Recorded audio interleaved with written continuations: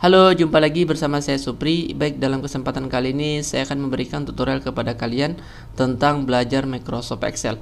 Oke, sebelumnya bagi kalian yang baru jumpa dengan video ini, jangan lupa videonya di like, comment, share, and subscribe, dan info ke teman-teman kalian yang sedang belajar Microsoft Excel itu sendiri. Semoga channel ini adalah channel yang tepat bagi kalian yang sedang belajar Microsoft Excel. Oke, di sini akan saya bahas adalah tentang rumus yang ada pada Microsoft Excel yang sering muncul ketika kalian mungkin melakukan tes admin ya, atau tes administrasi. Nah, setelah saya riset, setelah saya cari tahu, ternyata rumus ini sering muncul ketika seorang HRD mengadakan tes admin untuk penerimaan karyawan baru. Oke, di sini yang pertama ya, kita bahas sedikit. Yang pertama itu adalah sum ya, yang dimana digunakan untuk menjumlahkan sel yang kita pilih. Oke, mungkin kita udah ketahui sebelumnya. Di sini saya akan memperjelas kembali. Untuk penjelasannya ini berdasarkan pengetahuan dan pemikiran saya. Jadi kalau seandainya berbeda, tidak masalah asalkan nanti simulasinya tetap sama. Oke. Yang pertama itu ada sum ya, dimana digunakan untuk menjumlahkan sel yang kita pilih. Kemudian itu ada average ya. Average ini untuk mencari nilai rata-rata. Kemudian untuk max ya, mencari nilai terbesar pada sebuah kolom. Kemudian ada min, kebalikan dari max tadi. Oke, kemudian ada leave ya, mengambil karakter yang berada di sebelah kiri. Oke, kemudian right ya, sama kebalikan dari leave tadi. Kemudian count ya, count ini untuk menghitung jumlah sel yang berisi angka ya. Kemudian count A, ini kebalikan dari count tadi. Kemudian VLOOKUP ya, VLOOKUP ini untuk mencari data di dalam tabel secara vertikal ya, VLOOKUP, vertical lookup. Oke, selanjutnya ada HLOOKUP ya, kebalikan dari VLOOKUP tadi, yaitu untuk mencari data dalam tabel secara horizontal, horizontal lookup. Oke. Nah, selanjutnya ada SUMIF ya, SUMIF untuk menjumlahkan semua data yang berdasarkan dengan satu kriteria yang kita pilih ya. Oke, kalau SUMIFS ini untuk menjumlahkan data berdasarkan dengan satu atau lebih kriteria yang kita pilih. Oke. Selanjutnya ada left find ya, kombinasi ya, left sama find. Kemudian right find sama kombinasi juga. Kemudian ada ranking. Ya, ranking ini untuk mencari nilai peringkat berdasarkan kriteria yang kita pilih. Oke, saya rasa cukup mungkin ini untuk penjelasannya. Lebih dan kurangnya mungkin kalian bisa search juga di Google ya. Oke, nah selanjutnya saya akan membahas satu persatu rumusnya ya, dengan menggunakan case tertentu ya yang sesuai dengan permintaan rumus.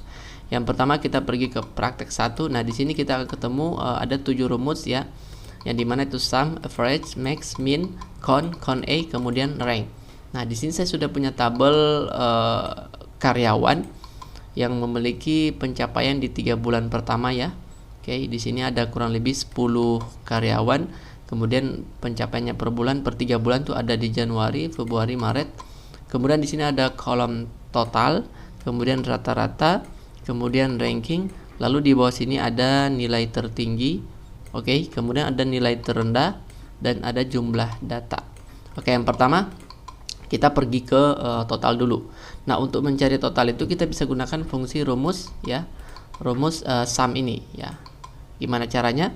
Yang pertama, untuk menulis rumus pada Microsoft Excel, terlebih dahulu kalian tulis dulu sama dengan, kemudian sum seperti ini buka kurung, lalu pergi ke sel yang mau kita jumlahkan.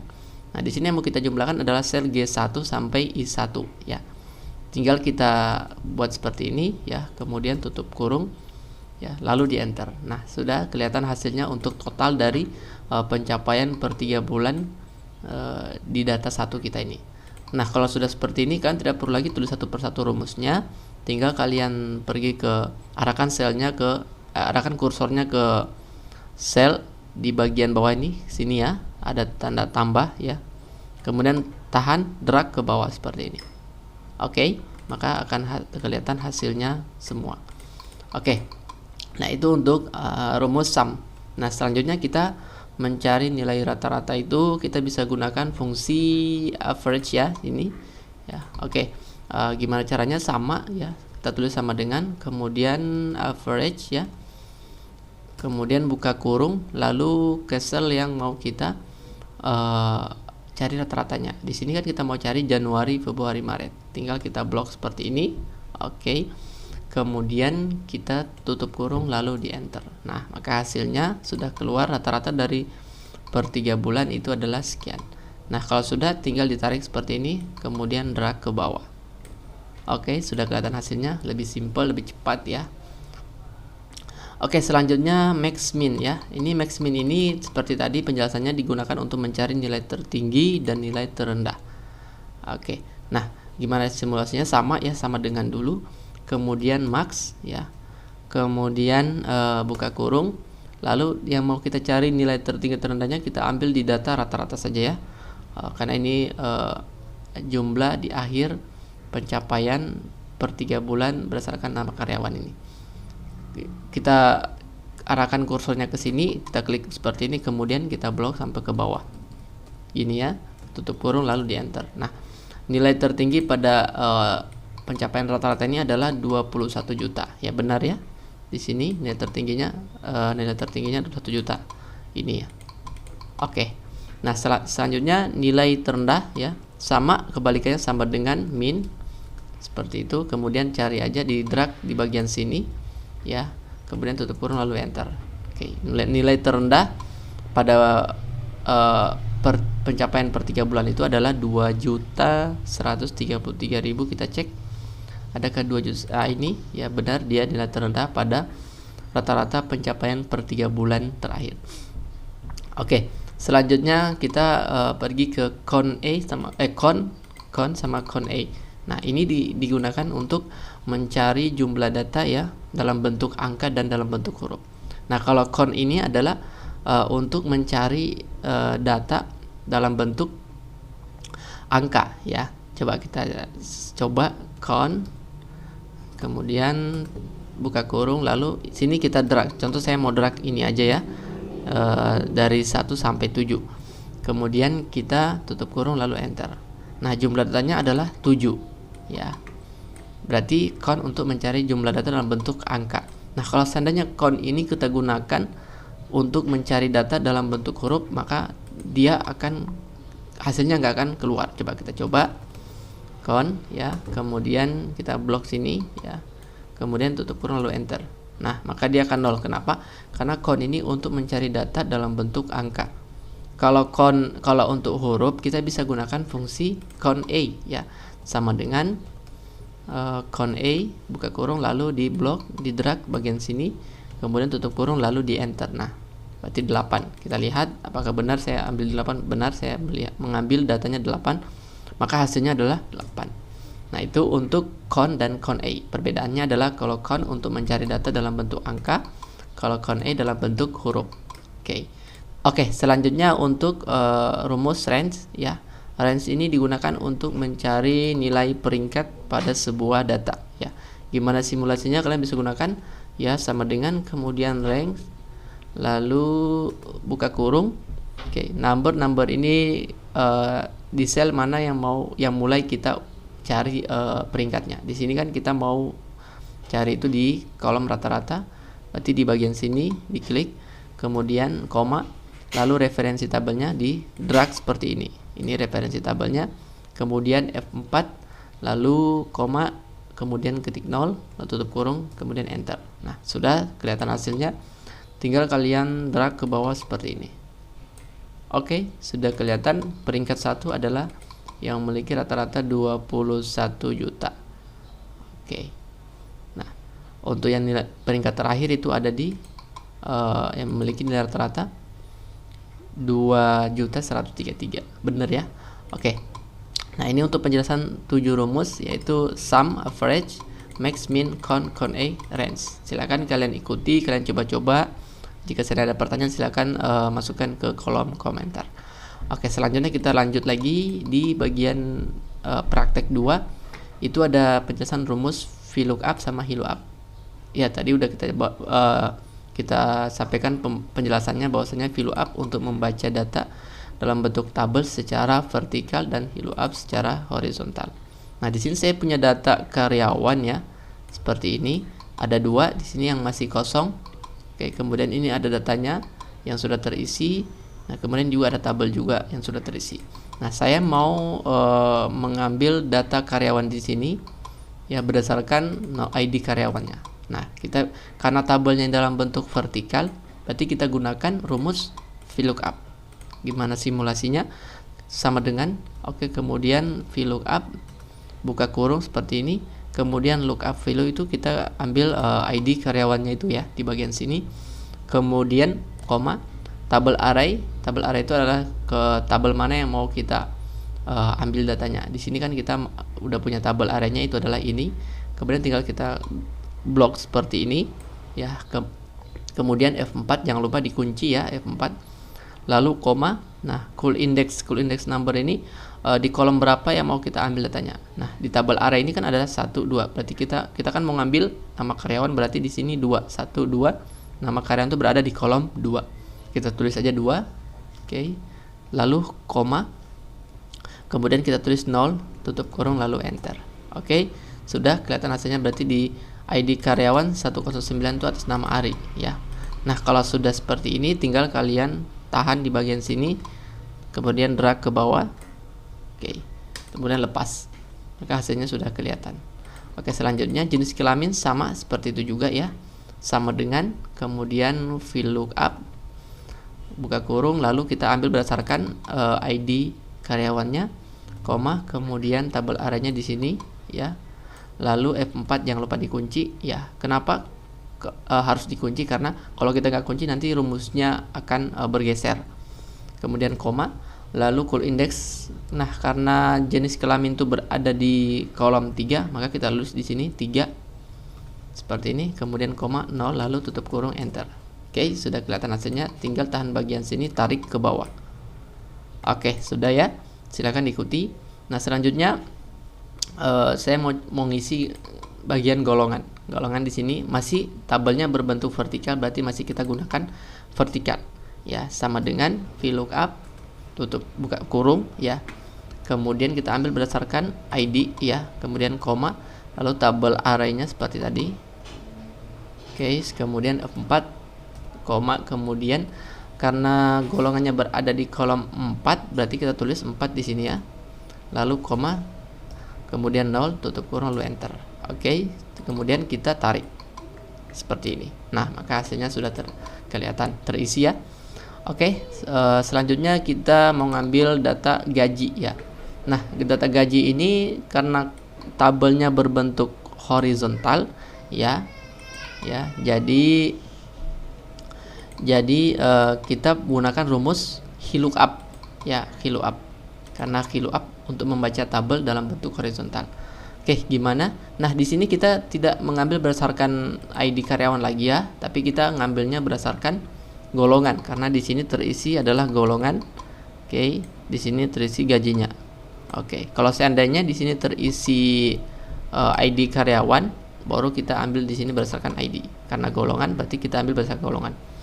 Oke, simulasinya sama dengan kemudian VLOOKUP. Oke, kemudian golongannya di sini yang pertama, lalu tutup kurung, tabel arraynya kita blok dari sini ya, seperti ini. Kemudian F4 lalu koma. Nah, karena gajinya itu berada di baris kedua, jadi 1 2, berarti kita tulis 2 ya, seperti ini. Lalu koma, kemudian 0 tutup kurung lalu enter. Oke, sudah ada hasilnya. Kita cek golongan 3A itu gajinya 4 juta, benar. Kalau sudah seperti ini tinggal di drag lagi seperti ini, tarik ke bawah. Oke, sudah ada hasilnya ya, untuk yang bagian horizontalnya ya.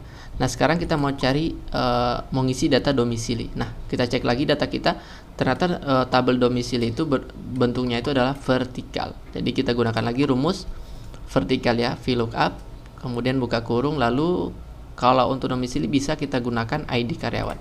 Oke, kemudian koma, lalu tabel arraynya ini ya, tabel array kita blok ini, kita drag, kemudian F4 lalu koma, kemudian karena domisilinya berada di kolom 1 2 3 4 5 di sini ya, 5, berarti kita tulis 5 di sini.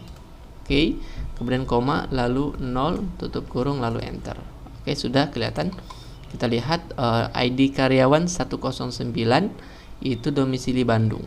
Benar ya. Kemudian ditarik, drag ke bawah, ditarik seperti ini. Maka hasilnya akan otomatis ditampilkan semua. Oke.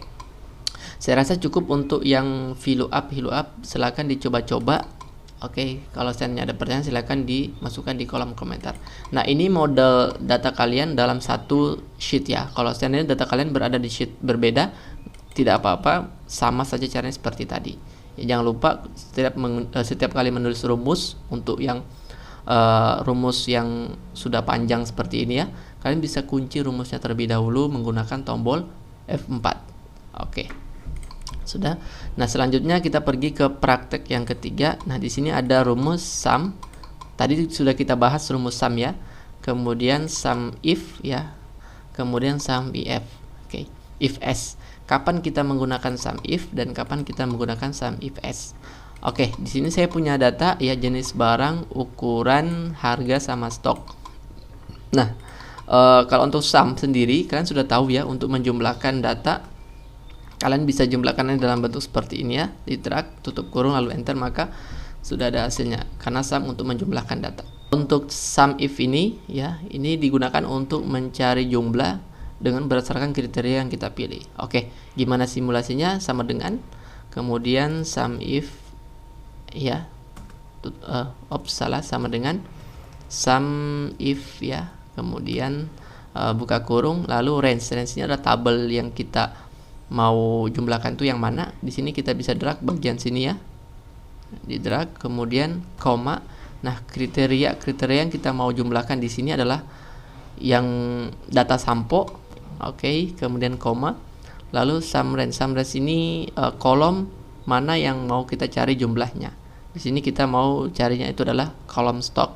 Tinggal kita klik, lalu kita tahan, drag ke bawah seperti ini, kemudian tutup kurung, lalu di enter. Oke, maka hasilnya kelihatan bahwasannya saya mau menjumlahkan data jenis barang ini, oke, dengan kriteria sampo. Jadi semua data yang ada di sini yang namanya sampo akan menghasilkan akan menampilkan jumlah. Coba kita cek sampo ini ya, ini satu sampo, kemudian kita tahan, kemudian ini lagi sampo satu lagi, kemudian ini lagi ya. Oke. Kemudian ini lagi. Nah, maka jumlahnya 100.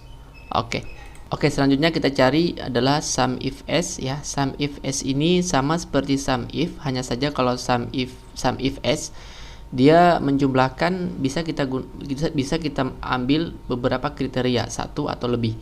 Nah, kalau sum if ini dia hanya satu kriteria.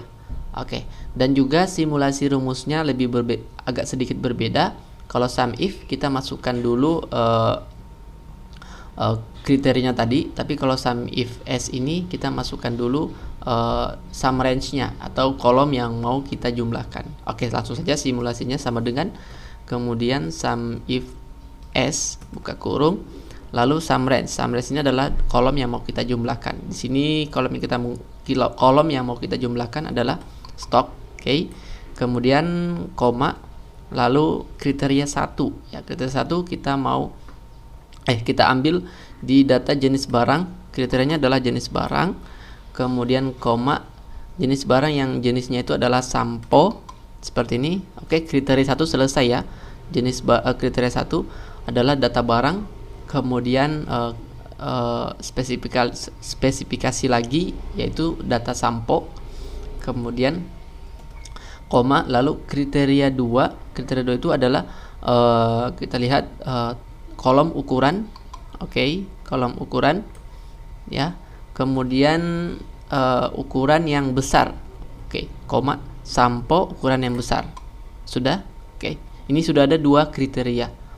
Oke, kita bisa nambahkan 3 atau lebih kriteria. Nah, di sini saya mau masukkan 2 saja. Sudah seperti ini, kemudian tutup kurung, lalu di enter. Nah, maka hasilnya kelihatan, yaitu data sampo yang ukuran besar itu jumlahnya adalah 35 stoknya. Oke, sudah seperti ini. Silakan dicoba-coba lagi ya. Bagi kalian yang mungkin ada pertanyaan, silakan ditulis di kolom komentar. Oke, sekian untuk rumus yang sum if sama sum if s. Nah, ini semuanya sama ya, rumusnya sama-sama untuk menjumlahkan. Hanya saja kalau kita mau lebih spesifikasi lagi mencari totalnya, kalian bisa gunakan sum if untuk satu kriteria, kemudian sum if s untuk satu, dua atau lebih kriteria. Oke, sudah. Oke, selanjutnya kita masuk ke bagian kelima, praktek 5. Nah, di sini ada 3 rumus ya, yaitu left, right, sama kombinasi antara left dan right. Oke, nah intro dulu ya. Mungkin kalian mendapatkan model data seperti ini ya, untuk mengambil kode barang. Mungkin kode barangnya adalah ABC ini ya. Kemudian ini mungkin nomor serinya. Oke, untuk memisahkan ini kalian bisa gunakan fungsi, karena kode barangnya berada di sebelah kiri. Berarti kalian bisa gunakan fungsi left ya, sama dengan left. Oke, left seperti ini. Oke, kemudian buka kurung, lalu diklik di area text cell yang ada teksnya, kemudian koma, lalu number chart. Nama chart ini adalah berapa bit yang mau kita ambil. Nah, kita contoh di sini kan ABCD berarti ada 3, kita tulis 3 tutup kurung lalu di enter. Nah, sudah kelihatan hasilnya. ABCD kode barangnya adalah ABCD ya. Sudah jumlahnya itu 1 2 3 bit yang kita ambil dari sini. Kalau sudah seperti ini tinggal ditarik seperti ini. Oke, sudah kelihatan. Nah, itu untuk left. Untuk right juga sebelah kanan sama ya simulasinya. Kita tulis right sama dengan right ya.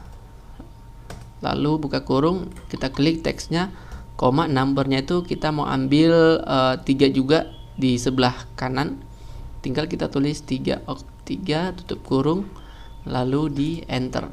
Nah, sudah. Yang 3 di sebelah kanan itu adalah 670. Dah, tinggal kita tarik ke bawah seperti ini. Oke, sudah kelihatan hasilnya. Nah, ini untuk left right. Nah,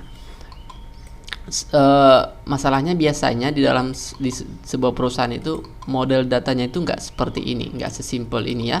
Nah, biasanya tuh ada yang modelnya seperti ini, yang berbeda. Kadang ada yang hurufnya 4, hurufnya 5, kemudian angkanya 3. Nah, kemudian ada juga yang hurufnya cuma 2, kemudian angkanya itu ada beberapa. Nah, gimana caranya kita mau tetap ambil ya kode barangnya dengan menggunakan pembatas strip ini ya, tanpa ada angkanya ini. Oke. Nah, kita cari dulu left right. Left sama find-nya. Ini bukan. Oh ya, find. Oke. Nah, selanjutnya kita cari dulu yang left-nya ya. Ya, oke. Seperti tadi di sini sama dengan kemudian left, buka kurung, lalu diklik di bagian sini, koma, lalu kita mau ambil 4 data yang 4 bit yang berada di sebelah kiri. Kita ambil 4, lalu tutup kurung kemudian enter, maka hasilnya keluar. Tinggal kita tarik ke bawah. Nah, ketika kita tarik itu datanya itu masih berantakan karena dia ikut juga yang strip ikut, kemudian yang angka juga ikut. Oke, nanti kita bahas juga gimana supaya agar angkanya itu nggak ikut. Oke, selanjutnya yang kita cari adalah find ya. Find ini digunakan untuk apa? Dia digunakan untuk menampilkan jumlah data yang berada dalam sel ya, baik itu dalam bentuk huruf ataupun dalam bentuk angka. Oke, di mana simulasinya kita tulis ya. Yang pertama sama dengan kemudian find. Oke, buka kurung, lalu kita tulis tanda petik seperti ini, tanda petik 2 ya. Kemudian strip, lalu tanda petik lagi ya. Ini untuk apa? Berarti nanti pembatasnya adalah strip. Oke. Kemudian koma, lalu within test ini kita klik sel yang mau kita cari jumlah bitnya. Oke, sini adalah sel nomor seri. Kemudian tutup kurung lalu di enter. Oke, sudah kelihatan hasilnya. Jumlahnya adalah 5. Coba kita hitung 1 2 3 4 5. Oke, stripnya dihitung juga jadi jumlah 5. Kalau seandainya stripnya saya ganti di sini ya, strip, maka jumlahnya akan berubah menjadi 6.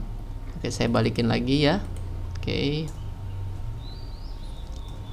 hasilnya sudah kelihatan 5. Kemudian kalau sudah seperti ini kalian tinggal tarik, tidak perlu lagi tulis rumusnya satu persatu. Tarik di bagian sini, ke bawah, tahan lalu lepas. Oke, maka sudah kelihatan ya. Oke, nah sekarang kita isi di bagian kode barang ya. Sama seperti tadi, cuman kita bisa gunakan kombinasi live sama find.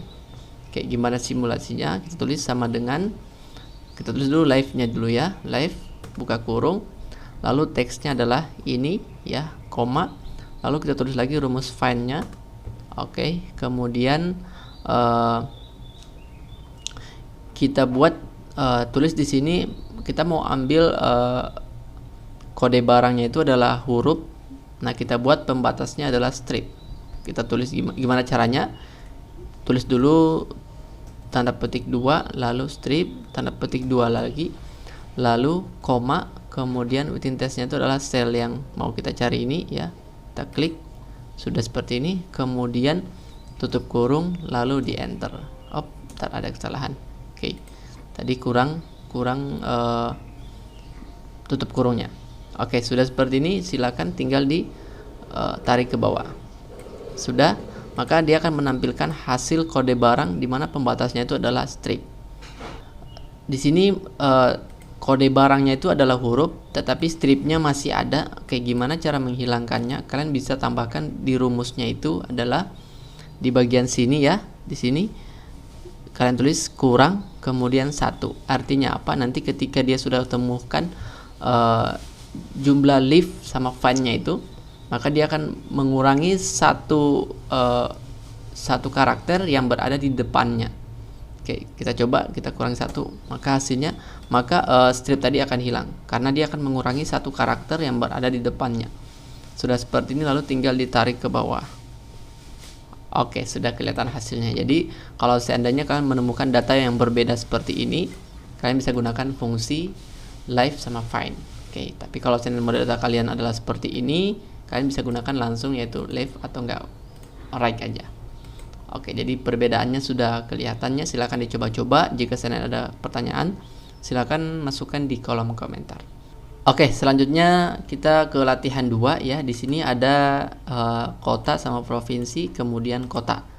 Oke, saya mau ambil data yang ada di sel ini, yaitu ya saya mau ambil kotanya aja.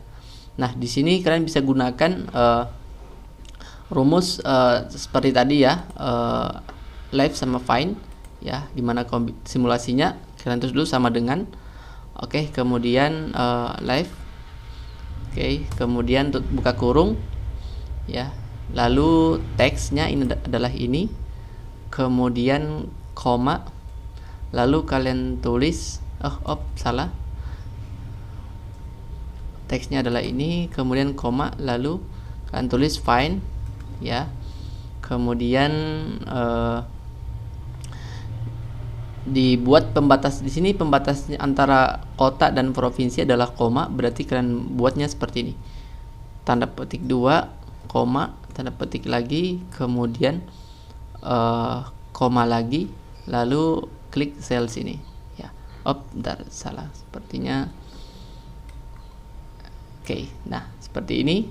Kemudian saya ulang ya, saya ulang, kalian tulis, saya ulang dulu, sama dengan, kemudian live, buka kurung, lalu teksnya atau selnya, kemudian koma, lalu find, buka kurung, kemudian karena di sini pembatas antara kota dan provinsi itu adalah koma, berarti kalian membuat tanda petik 2, kemudian koma, tanda petik lagi, lalu koma lagi, kemudian waiting testnya itu kalian klik lagi di bagian sini seperti ini, lalu tutup kurung. Karena buka kurungnya itu ada 2, berarti kalian tutupnya ada 2 seperti ini, lalu tinggal enter. Nah, maka akan kelihatan hasilnya, yaitu tinggal ditarik ke bawah seperti ini, kemudian sudah ditampilkan, sudah bisa kita lihat. Tapi di sini masih ada yang mengganjal ya, yaitu komanya masih ikut. Kalian bisa lakukan cara yang tadi, yaitu kalian masukkan kurang di bagian sini ya, kurang, kemudian 1. Nanti dia akan mengurangi karakter yang berada di depan sebanyak satu huruf atau 1 biji. Oke, tinggal di enter. Oke, maka komanya akan hilang, tinggal ditarik ke bawah seperti ini. Oke, sudah kelihatan hasilnya lebih rapi ya. Oke, mungkin sampai di sini tutorial kali ini. Semoga membantu bagi kalian yang sedang belajar Microsoft Excel atau yang sedang mengikuti tes administrasi di sebuah perusahaan. Oke, sekian dari saya. Jangan lupa videonya di like, comment, share, and subscribe, dan info ke teman-teman kalian yang sedang belajar. Oke, sampai jumpa di video selanjutnya.